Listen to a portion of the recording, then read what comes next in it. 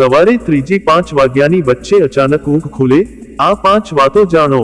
આપણા જીવનમાં ઘણી એવી ઘટનાઓ બને છે જેને આપણે સામાન્ય રીતે અવગણી દઈએ છીએ, પરંતુ શું તમે ક્યારેય વિચાર્યું છે કે આપણી રોજિંદી જીવનશૈલી, આપણી ઊંઘવાની આદતો, આપણો આહાર, આપણા વિચારો, આપણી માનસિક સ્થિતિ અને આપણી આસપાસના વાતાવરણની આપણી ઊંઘ પર કેવી અસર પડે છે? જ્યારે રાત્રે આપણે ઊંઘવા જઈએ છીએ ત્યારે આપણું શરીર અને મન બંને એક અલગ જ દુનિયામાં પ્રવેશ કરે છે। ઊંઘ એ માત્ર આરામનો સમય નથી, પરંતુ તે આપણા શરીરની પુનઃરચના, આપણા મગજની સફાઈ, આપણી યાદશક્તિનું સંકલન અને આપણા આવતીકાલ માટેની તૈયારીનો સમય પણ છે। જ્યારે આ પ્રક્રિયામાં કોઈ ખલેલ પડે છે ત્યારે તે આપણા સમગ્ર દિવસને અસર કરે છે। ખાસ કરીને સવારે 3-5 વાગ્યાની વચ્ચે જાગી જવું એ એક એવો વિષય છે જે સદીઓથી ચર્ચાનો વિષય રહ્યો છે। ભલે તે ધાર્મિક ગ્રંથો હોય, આયુર્વેદ હોય, યોગશાસ્ત્ર હોય, વાસ્તુશાસ્ત્ર હોય કે આધુનિક વિજ્ઞાન હોય, દરેક ક્ષેત્રમાં આ સમયગાળાને વિશેષ મહત્વ આપવામાં આવ્યું છે। ચાલો સૌથી પહેલા આપણે સમજીએ કે ઊંઘ શું છે અને તે આપણા જીવનમાં શા માટે આટલી મહત્વપૂર્ણ છે। માનવ શરીર એક અત્યંત જટિલ મશીન છે જે દિવસભર કામ કર્યા પછી રાત્રે પોતાની જાતને રિચાર્જ કરે છે। જ્યારે આપણે ઊંઘીએ છીએ ત્યારે આપણા શરીરમાં અનેક પ્રકારના હોર્મોન્સનો સ્ત્રાવ થાય છે જે આપણી રોગપ્રતિકારક શક્તિને મજબૂત બનાવે છે, આપણા કોષોનું પુનઃનિર્માણ કરે છે અને આપણા મગજને દિવસભરના તણાવમાંથી મુક્ત કરે છે। ઊંઘ દરમિયાન આપણું મગજ દિવસભરની માહિતીને પ્રોસેસ કરે છે, મહત્વની બાબતોને યાદ રાખે છે અને બિનમહત્વની બાબતોને ભૂલી જાય છે। આ પ્રક્રિયા માટે ઊંડી અને અવિરત ઊંઘ ખૂબ જ જરૂરી છે। હવે આપણે સવારે 3-5 વાગ્યાની વચ્ચે ઊંઘ ખુલવાના કારણોને સમજવા તરફ આગળ વધીએ। આ સમયે જાગી જવું એ ઘણા કારણોસર થઈ શકે છે। પહેલું અને સૌથી મહત્વનું કારણ આપણી જીવનશૈલી છે। આજના આધુનિક યુગમાં મોટા ભાગના લોકો મોડી રાત સુધી જાગતા હોય છે, મોબાઈલ ફોન, લેપટોપ, ટીવી જેવા ઇલેક્ટ્રોનિક ઉપકરણોનો ઉપયોગ કરતા હોય છે। આ ઉપકરણોમાંથી નીકળતો વાદળો પ્રકાશ આપણા મગજમાં રહેલી પિનિયલ ગ્રંથિને અસર કરે છે, જે મેલાટોનિન નામના હોર્મોનના સ્ત્રાવ માટે જવાબદાર છે। મેલાટોનિન આપણી ઊંઘને નિયંત્રિત કરે છે। જ્યારે આ હોર્મોનનો સ્ત્રાવ યોગ્ય રીતે નથી થતો ત્યારે આપણી ઊંઘનું ચક્ર ખોરવાઈ જાય છે અને આપણે મધ્યરાત્રિએ અથવા સવારે વહેલા જાગી જઈએ છીએ। બીજું કારણ આપણો આહાર છે। રાત્રે ખૂબ મોડું ભોજન કરવું, મસાલેદાર અને તળેલું ખોરાક ખાવો, વધુ પડતી ચા કોફીનું સેવન કરવું, આ બધી આદતો આપણી પાચન શક્તિને નબળી પાડે છે। જ્યારે પેટ સાફ નથી થતું અથવા પાચનતંત્ર પર વધુ પડતો ભાર પડે છે ત્યારે શરીરમાં અસ્વસ્થતા ઊભી થાય છે જે ઊંઘમાં વિક્ષેપ લાવે છે। આયુર્વેદમાં કહેવામાં આવ્યું છે કે રાત્રે ઊંઘતા પહેલા ઓછામાં ઓછા 2 કલાક પહેલા ભોજન કરી લેવું જોઈએ, જેથી પાચનતંત્રને યોગ્ય સમય મળે અને ઊંઘ દરમિયાન શરીરને કોઈ તકલીફ ન થાય। ત્રીજું કારણ તણાવ અને ચિંતા છે। આજની દોડધામ ભરી જીવનશૈલીમાં દરેક વ્યક્તિ અમુકને અમુક પ્રકારના તણાવમાં જીવે છે। કામનું દબાણ, પારિવારિક સમસ્યાઓ, આર્થિક ચિંતાઓ, આગામી દિવસના પ્લાન, આ બધી બાબતો આપણા મનમાં રમતી રહે છે। જ્યારે આપણે સૂઈએ છીએ ત્યારે આપણું અર્ધચેતન મન આ બધા વિચારો પર પ્રક્રિયા કરતું રહે છે। જો તણાવનું સ્તર ખૂબ વધારે હોય તો આપણું મન શાંત થઈ શકતું નથી અને આપણે ઊંઘમાંથી જાગી જઈએ છીએ। ઘણીવાર આ સમયે જાગવું એ દબાયેલા વિચારો અને લાગણીઓનો સંકેત છે જેને આપણે દિવસ દરમિયાન દબાવી દઈએ છીએ, પરંતુ રાત્રે તે ઊંઘના ઊંડાણમાંથી બહાર આવીને આપણને જગાડે છે। ચોથું કારણ શારીરિક બીમારીઓ અને સ્વાસ્થ્ય સમસ્યાઓ છે। ક્યારેક સવારે 3-5 વાગ્યાની વચ્ચે જાગી જવું એ કોઈ શારીરિક વિકૃતિનો સંકેત હોઈ શકે છે। ઉદાહરણ તરીકે, લોહીમાં શુગરનું સ્તર ઘટવું, થાઇરોઇડની સમસ્યા, હૃદય સંબંધિત બીમારીઓ, શ્વાસ સંબંધી તકલીફો, એસિડિટી અથવા અન્ય કોઈ આંતરિક રોગ। ખાસ કરીને વૃદ્ધોમાં આ સમસ્યા વધુ જોવા મળે છે કારણ કે વધતી ઉંમર સાથે ઊંઘની પેટર્ન બદલાઈ જાય છે। જો તમને વારંવાર આ સમસ્યા થતી હોય તો ડોક્ટરની સલાહ લેવી જરૂરી છે કારણ કે લાંબા સમય સુધી અપૂરતી ઊંઘ ઘણી ગંભીર બીમારીઓને નોતરી શકે છે। પાંચમું કારણ આપણું વાતાવરણ છે। જે રૂમમાં આપણે સૂઈએ છીએ તે રૂમનું તાપમાન, પ્રકાશ, અવાજ, હવાની શુદ્ધતા, બેડની આરામ, તકિયાની ઊંચાઈ, ચાદરનો પ્રકાર, આ બધી બાબતો આપણી ઊંઘને અસર કરે છે। જો ઓરડો ખૂબ ગરમ કે ઠંડો હોય, જો બહારથી વધુ પડતો અવાજ આવતો હોય, જો ઓરડામાં વધુ પડતો પ્રકાશ હોય તો આ ઊંઘમાં વિક્ષેપ લાવી શકે છે. વાસ્તુશાસ્ત્રમાં કહેવામાં આવ્યું છે કે બેડરૂમ શાંત, સ્વચ્છ અને સુઘડ હોવો જોઈએ. ઊંઘ દરમિયાન મોબાઈલ ફોનને દૂર રાખવો જોઈએ અને ઓરડામાં કોઈ ઇલેક્ટ્રોનિક ઉપકરણ ચાલુ ન હોવું જોઈએ. હવે આપણે આ સમયે જાગી જવાના હિન્દુ પરંપરા અને વાસ્તુશાસ્ત્રમાં શુભ સંકેતો વિશે વિગતવાર જાણીએ. સવારે 3:05 વાગ્યાનો સમય બ્રહ્મ મુહૂર્ત તરીકે ઓળખાય છે. આ સમયને સર્જન, સાધના, ધ્યાન અને આધ્યાત્મિક જાગૃતિ માટે સૌથી ઉત્તમ માનવામાં આવે છે. પ્રાચીન ઋષિ મુનિઓ આ સમયે જાગીને તપસ્યા કરતા હતા, યોગ સાધના કરતા હતા, વેદોનો અભ્યાસ કરતા હતા અને પોતાના જીવનને સફળ બનાવતા હતા. એવું કહેવાય છે કે આ સમયે આકાશમાં ખૂબ જ સૂક્ષ્મ ઉર્જા તરંગો ફરતા હોય છે, જે વ્યક્તિના મન અને બુદ્ધિને તીક્ષ્ણ બનાવે છે. જે લોકો નિયમિતપણે બ્રહ્મ મુહૂર્તમાં જાગે છે, તેઓ જીવનમાં અસાધારણ સફળતા પ્રાપ્ત કરે છે. તેમની યાદશક્તિ મજબૂત બને છે, તેમનો આત્મવિશ્વાસ વધે છે, તેમનું શરીર નિરોગી રહે છે અને તેમના વિચારો સ્પષ્ટ અને શુદ્ધ થાય છે. ઘણા ધાર્મિક ગ્રંથોમાં કહેવામાં આવ્યું છે કે બ્રહ્મ મુહૂર્તમાં જાગનાર વ્યક્તિ પર દેવી લક્ષ્મી અને દેવી સરસ્વતી બંનેની કૃપા થાય છે. લક્ષ્મી માતા સમૃદ્ધિ અને ઐશ્વર્ય આપે છે, જ્યારે સરસ્વતી માતા જ્ઞાન અને વિદ્યા આપે છે. આમ આ સમયે જાગીને પ્રાર્થના, ધ્યાન કે જપ કરવાથી વ્યક્તિના જીવનમાં પરિવર્તન આવે છે. તેમના કર્મ શુદ્ધ થાય છે, તેમના વિચારો ઉચ્ચ કક્ષાના બને છે અને તેમના નિર્ણયો યોગ્ય બને છે. આથી જ આ સમયને દેવતાઓનો સમય પણ કહેવામાં આવે છે, કારણ કે આ સમયે સ્વર્ગલોકમાંથી દેવતાઓ પૃથ્વી તરફ દયાદૃષ્ટિ કરે છે અને સાધકોના મંત્રોચ્ચારને સાંભળે છે. વાસ્તુશાસ્ત્રના સંદર્ભમાં સવારે 3:05 વાગ્યાને પંચમ વલ્લી અથવા પાંચભૌતિક પરિવર્તનનો સમય કહેવામાં આવે છે. પૃથ્વી, જળ, અગ્નિ, વાયુ અને આકાશ આ પાંચ તત્વોનું સંતુલન આ સમયે સૌથી યોગ્ય હોય છે. જો કોઈ વ્યક્તિ આ સમયે જાગે છે તો તે પોતાના શરીરના પાંચ તત્વોને સંતુલિત કરવા માટે યોગ, પ્રાણાયામ અને ધ્યાનનો અભ્યાસ કરી શકે છે. આ સમયે વાતાવરણમાં હકારાત્મક ઉર્જા પ્રવાહિત થતી હોય છે, જે શરીરના દરેક કોષને સક્રિય અને સજીવ બનાવે છે. જો તમે આ સમયે પોતાના ઘરની બારી ખોલો છો તો તાજી હવા અને સૂક્ષ્મ ઉર્જા તમારા ઘરમાં પ્રવેશે છે, જે તમારા ઘરના વાતાવરણને સ્વચ્છ અને સાત્વિક બનાવે છે. હવે આપણે આ સમયે જાગી જવાની માન્યતાઓ અને તેની પાછળના વૈજ્ઞાનિક આધાર વિશે વિસ્તૃત ચર્ચા કરીએ. ઘણા લોકો એવું માને છે કે સવારે 3:04 વાગ્યાની વચ્ચે જાગી જવું એ કોઈ આત્મા અથવા ભૂતનો સંકેત છે, જ્યારે 4:05 વાગ્યાની વચ્ચે જાગવું એ દેવદૂતોનો સંકેત છે. જો કે આ માન્યતાઓ છે, તેમનો કોઈ વૈજ્ઞાનિક આધાર નથી. પરંતુ એક વાત સાચી છે કે આ સમયે જાગીને ધ્યાન કે યોગ કરવાથી માનવ મગજ પર ઘણી હકારાત્મક અસરો પડે છે. વિજ્ઞાને સાબિત કર્યું છે કે આ સમયે મગજ થીટા અને આલ્ફા વેવ્સની સ્થિતિમાં હોય છે, જે સર્જનાત્મકતા, પ્રેરણા, આત્મવિશ્વાસ અને બૌદ્ધિક ક્ષમતાને વધારે છે. આ સમયે કરવામાં આવતું ધ્યાન માત્ર 30 મિનિટનું હોય તો પણ તે દિવસના 8 કલાકના ધ્યાન જેટલું ફળ આપી શકે છે. આપણે આ સમયને પોતાના ફાયદા માટે કેવી રીતે ઉપયોગમાં લઈ શકીએ? ચાલો આ વિશે વિગતવાર સમજીએ. જ્યારે પણ તમારી ઊંઘ આ સમયે ખુલે ત્યારે સૌથી પહેલા ગભરાવું નહીં.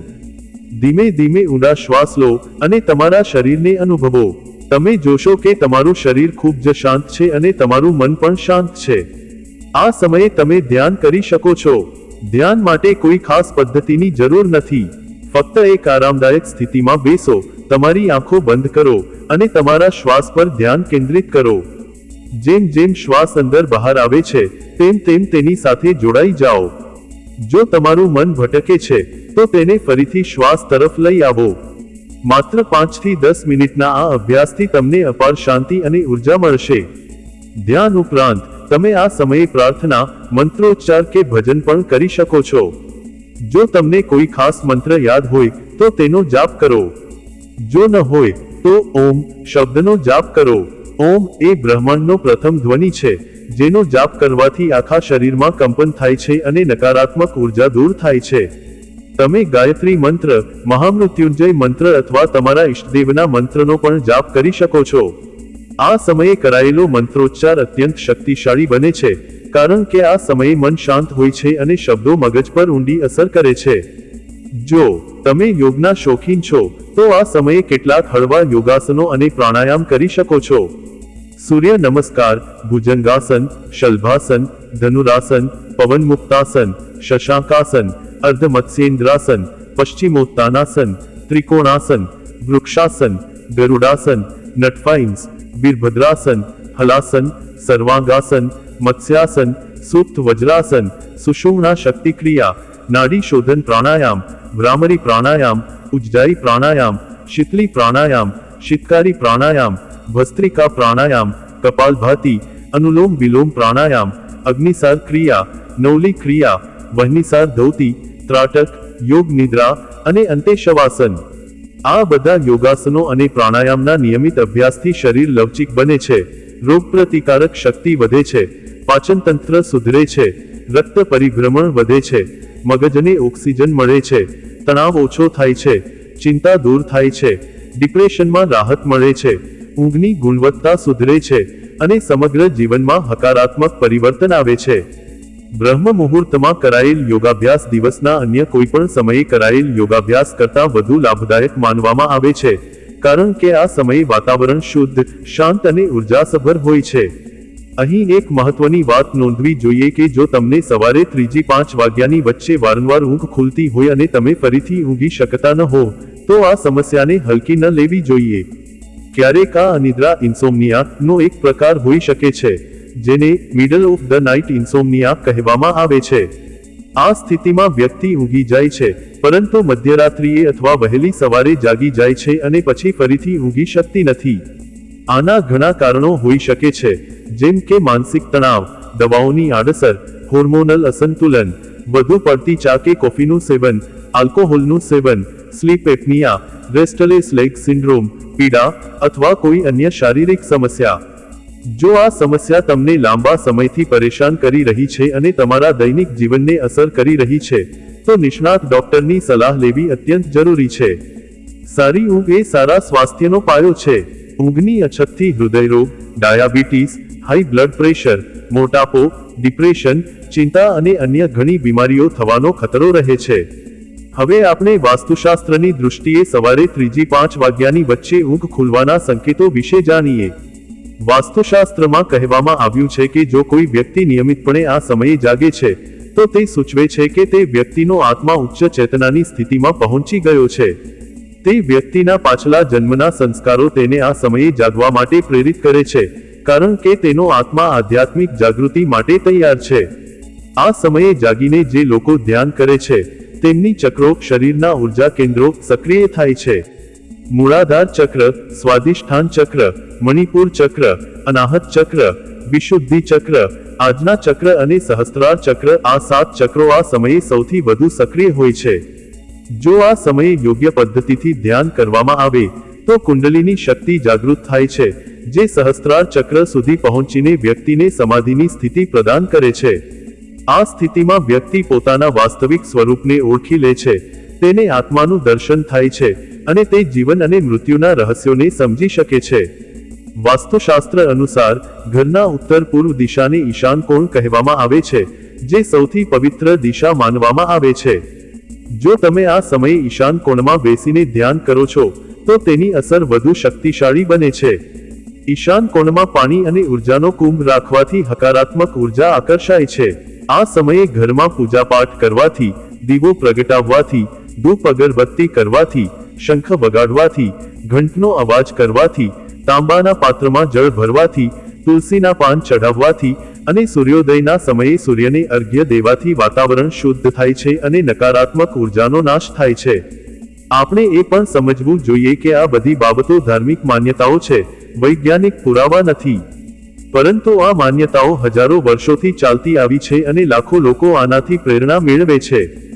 ભલે આ માન્યતાઓ વૈજ્ઞાનિક રીતે સાબિત ન હોય, પરંતુ તેમના પાછળ એક સુંદર ઉદ્દેશ્ય છે, આપણને આપણા જીવનને વધુ અર્થપૂર્ણ, શાંતિપૂર્ણ અને આધ્યાત્મિક બનાવવાની પ્રેરણા આપવી. હવે આપણે આ સમયને લગતી 5 મુખ્ય બાબતોની વિગતવાર ચર્ચા કરીએ, જેમ કે શરૂઆતમાં કહ્યું હતું. પ્રથમ બાબત, આપણી સૂવાની દિશાનું મહત્વ. વાસ્તુશાસ્ત્ર અને આયુર્વેદ બંનેમાં સૂવાની દિશાને ખૂબ જ મહત્વ આપવામાં આવ્યું છે. આપણું શરીર એક ચુંબકીય ક્ષેત્ર છે અને પૃથ્વી પણ એક ચુંબક છે.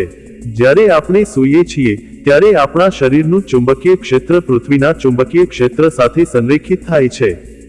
જો આ સંરેખન યોગ્ય ન હોય તો તેનાથી ઊંઘમાં ખલેલ પડી શકે છે, શરીરમાં દુખાવો થઈ શકે છે, પાચન તંત્ર પર અસર પડી શકે છે અને માનસિક સ્થિતિ પણ અસ્થિર બની શકે છે. દક્ષિણ દિશામાં માથું રાખીને સૂવું એ સૌથી શ્રેષ્ઠ માનવામાં આવે છે, કારણ કે પૃથ્વીનો ચુંબકીય ઉત્તર ધ્રુવ ભૌગોલિક દક્ષિણ ધ્રુવ તરફ હોય છે અને ચુંબકીય દક્ષિણ ધ્રુવ ભૌગોલિક ઉત્તર ધ્રુવ તરફ હોય છે. જ્યારે આપણું માથું દક્ષિણ દિશામાં હોય છે ત્યારે આપણા માથાનો ઉત્તર ધ્રુવ પૃથ્વીના દક્ષિણ ધ્રુવ તરફ આકર્ષાય છે અને શરીરમાં ઉર્જાનો પ્રવાહ યોગ્ય રીતે થાય છે. આથી ઊંઘ ગાઢ, શાંત અને ઊંડી આવે છે અને સવારે ઉઠવું સરળ બને છે. પૂર્વ દિશામાં માથું રાખીને સૂવું એ પણ ખૂબ લાભદાયક માનવામાં આવે છે, કારણ કે સૂર્ય પૂર્વમાં ઉગે છે અને સૂર્યની કિરણો હકારાત્મક ઉર્જા ધરાવે છે. પૂર્વ દિશામાં માથું રાખીને સૂવાથી વ્યક્તિનું મગજ સવારે સ્વાભાવિક રીતે સક્રિય થાય છે અને તે દિવસભર ઉર્જાવાન અને ઉત્સાહી રહે છે. આ દિશા ખાસ કરીને વિદ્યાર્થીઓ અને જ્ઞાનના ક્ષેત્રમાં કામ કરનારાઓ માટે વધુ યોગ્ય છે. પશ્ચિમ દિશામાં માથું રાખીને સૂવું એ સામાન્ય રીતે ટાળવું જોઈએ, કારણ કે તેનાથી શરીરમાં ઉર્જાનો પ્રવાહ ખોરવાય છે અને ઘણીવાર દુઃસ્વપ્નો, અધૂરી ઊંઘ અને શારીરિક તકલીફોનો સામનો કરવો પડે છે. ઉત્તર દિશામાં માથું રાખીને સૂવું એ સૌથી ખરાબ દિશા માનવામાં આવે છે, કારણ કે તે વિપરીત ચુંબકીય અસર ઉત્પન્ન કરે છે, જે શરીરમાં લોહીનું દબાણ વધારી શકે છે, હૃદય પર તણાવ લાવી શકે છે, માથાનો દુખાવો કરી શકે છે, ઊંઘમાં વિક્ષેપ લાવી શકે છે અને લાંબા ગાળે ગંભીર બીમારીઓને નોતરી શકે છે. જો તમને સવારે 3-5 વાગ્યે વારંવાર ઊંઘ ખુલતી હોય તો તમારી સૂવાની દિશા તપાસો. જો તમે ઉત્તર કે પશ્ચિમ દિશામાં માથું રાખીને સૂતા હો તો તેને દક્ષિણ કે પૂર્વ દિશામાં બદલી જુઓ. ઘણા લોકોએ આ નાનકડા ફેરફારથી પોતાની ઊંઘની સમસ્યાનો ઉકેલ શોધી લીધો છે. આ વાત તદ્દન વ્યક્તિગત છે, તેથી તમે જાતે અનુભવ કરીને જોઈ શકો છો કે કઈ દિશા તમને અનુકૂળ છે.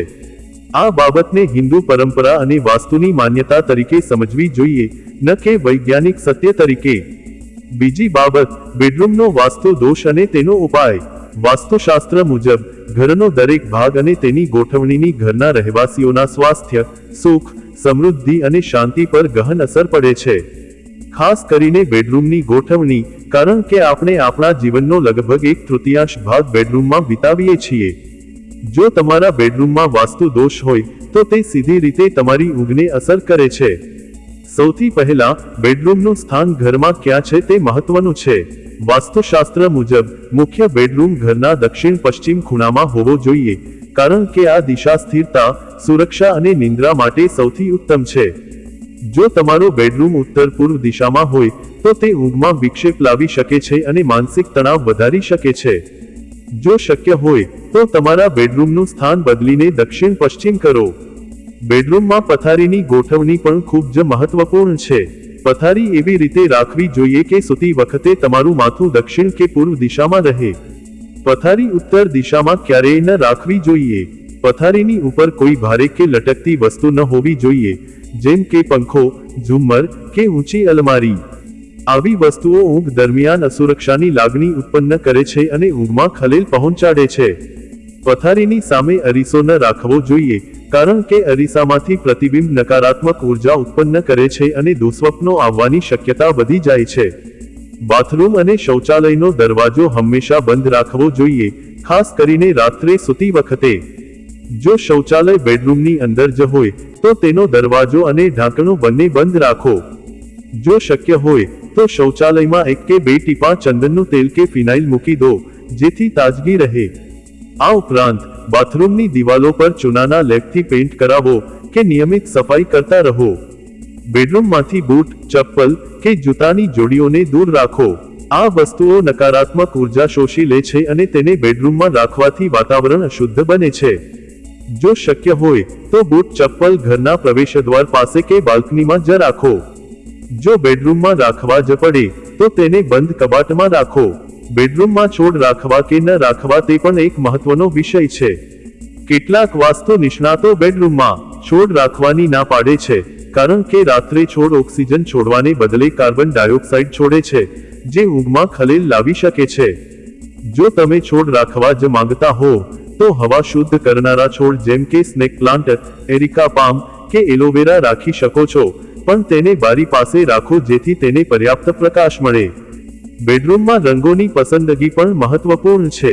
હળવા, શાંત અને પેસ્ટલ રંગો જેમ કે લીલો, વાદળી, ગુલાબી, સફેદ, ક્રીમ, લવંડર, આકાશી, પીચ, મિન્ટ, બદામી, લીલાક, મોતી, ચાંદી, સોનેરી, ગુલાબી અને હાથીદાંત જેવા રંગો ઊંઘ માટે ઉત્તમ માનવામાં આવે છે.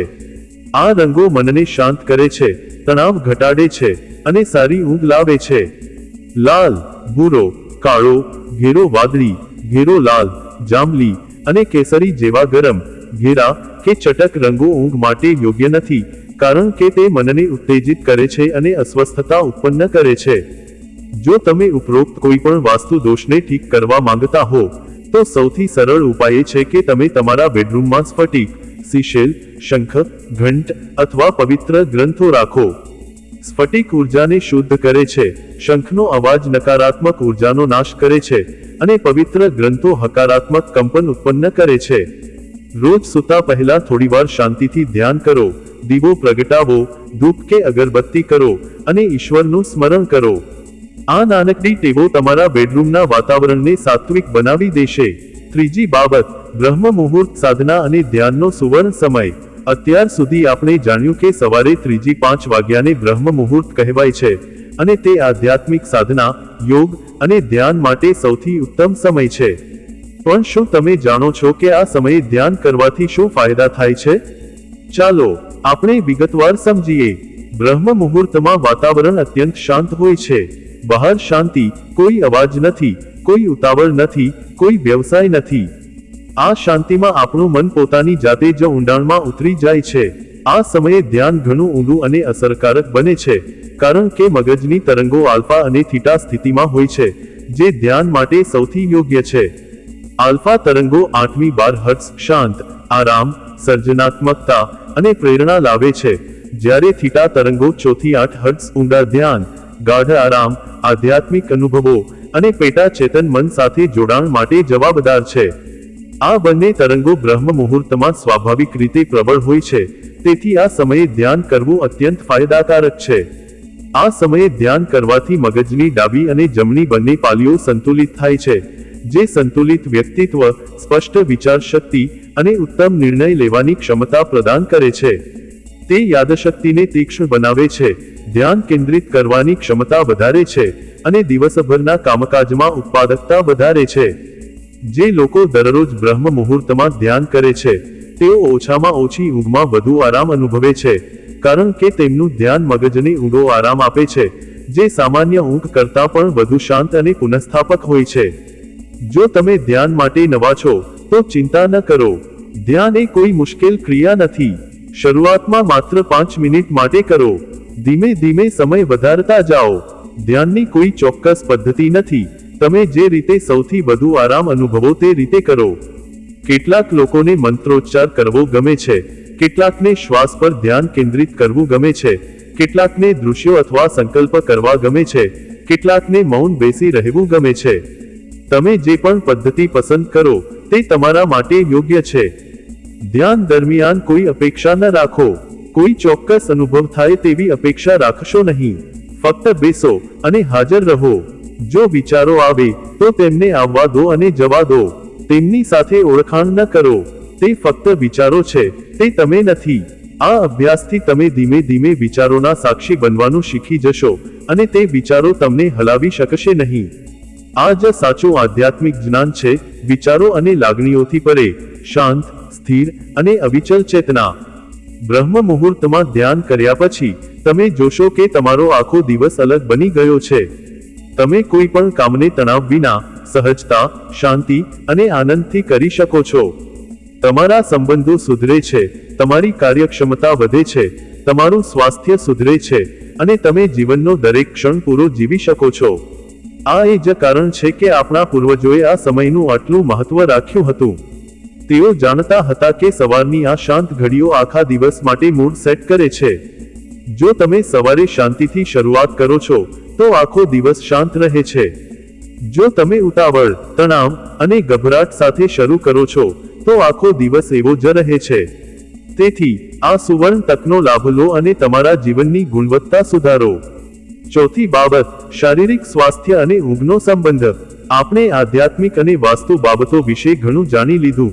હવે આપણે વૈજ્ઞાનિક અને તબીબી દ્રષ્ટિકોણથી આ સમસ્યાનું વિશ્લેષણ કરીએ. શું સવારે 3-5 વાગ્યે જાગી જવું એ કોઈ શારીરિક બીમારીનો સંકેત છે? આ પ્રશ્નનો જવાબ આપણે વિજ્ઞાન અને દવાની મદદથી સમજીએ. વિજ્ઞાન કહે છે કે આપણું શરીર 24 કલાકના ચક્રમાં કામ કરે છે, જેને સર્કેડિયન રિધમ કહેવાય છે. આ ચક્ર ઊંઘ, જાગવું, હોર્મોન સ્ત્રાવ, શરીરનું તાપમાન, પાચન અને અન્ય ઘણી શારીરિક પ્રક્રિયાઓને નિયંત્રિત કરે છે. સર્કેડિયન રિધમ મુખ્યત્વે સૂર્યપ્રકાશ અને અંધારાથી પ્રભાવિત થાય છે. જ્યારે સૂર્ય આથમે છે, ત્યારે આપણું મગજ મેલાટોનિન હોર્મોન છોડવાનું શરૂ કરે છે, જે આપણને ઊંઘની અનુભૂતિ કરાવે છે.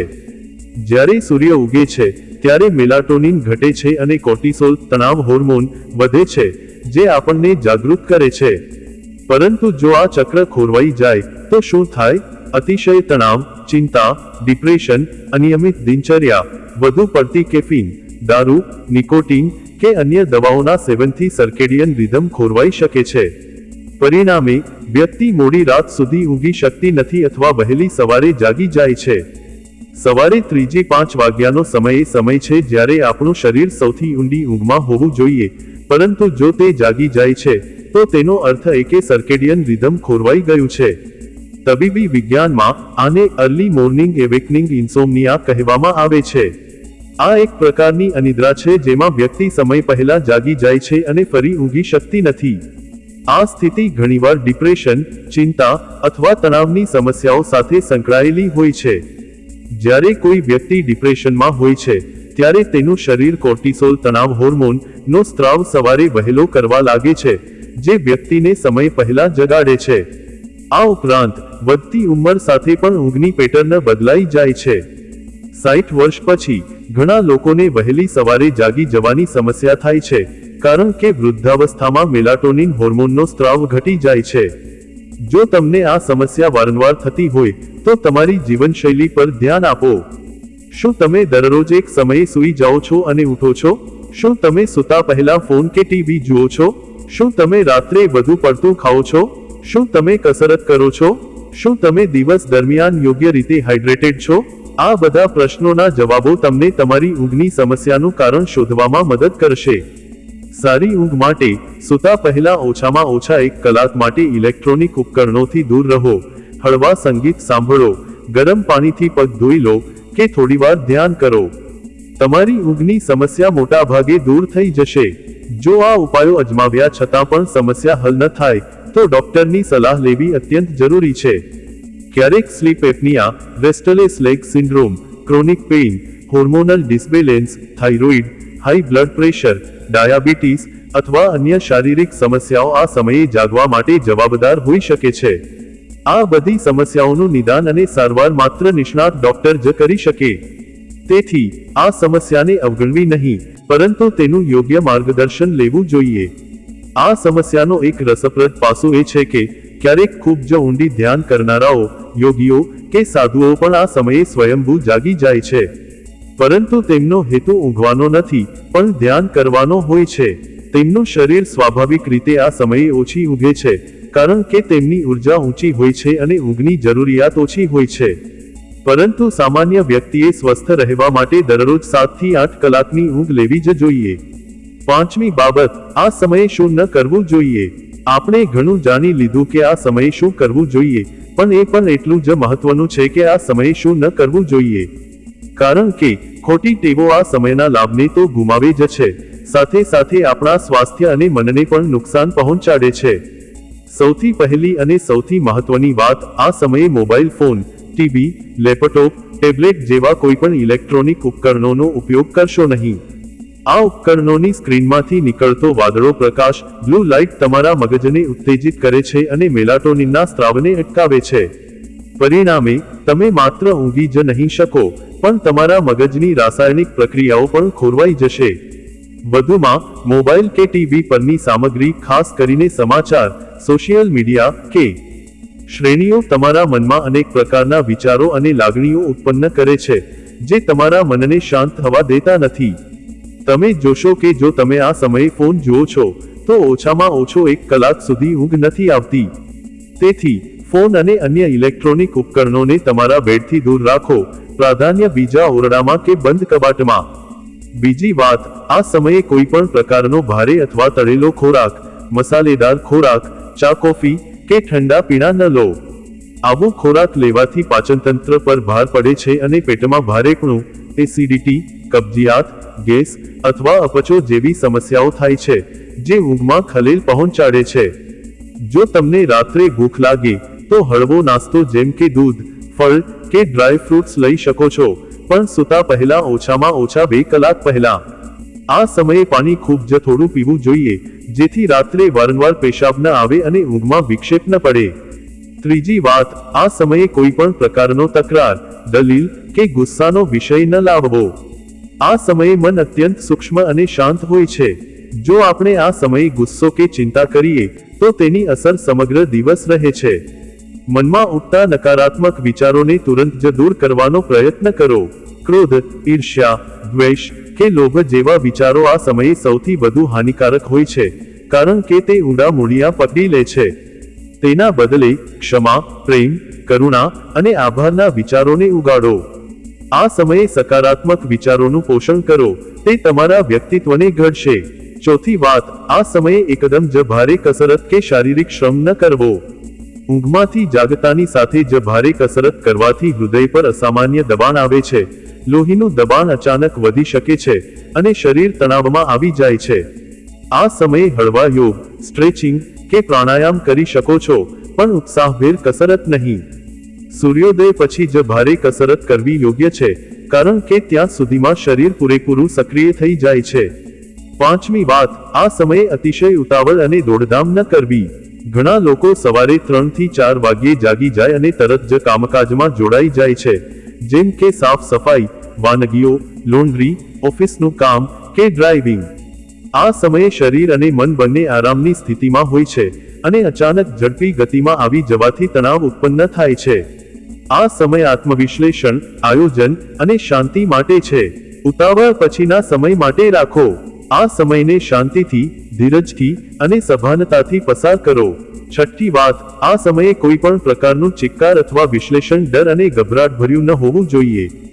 જો તમને કોઈ ચિંતા હોય, ડર હોય કે કોઈ ઉત્તેજક ઘટના યાદ આવે તો તેને આ સમયે ન ઝાલી રાખો.